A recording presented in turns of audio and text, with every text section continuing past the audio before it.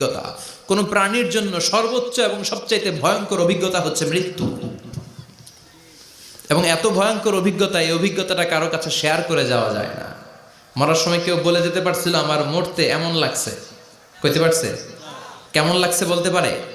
বলা যায় না। তার আগেই চলে যেতে হয় শৈশব, কৈশোর, যৌবন, বার্ধক্য, প্রৌঢ়ত্ব, হ্যাঁ, বয়সের ছাপ, কালো চুল দাড়ি সাদা হয়ে যাওয়া, দাড়ি চুলের শুভ্রতা, দুর্বলতা।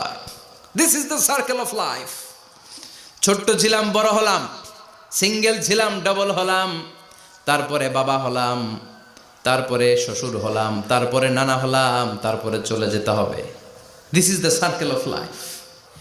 বিশ্বনবী বললেন আমার উম্মতি মা বাইনা সিত্তিনা ইলা ৭০, আমার উম্মতের গড় বয়স হলো ৬০ থেকে ৭০।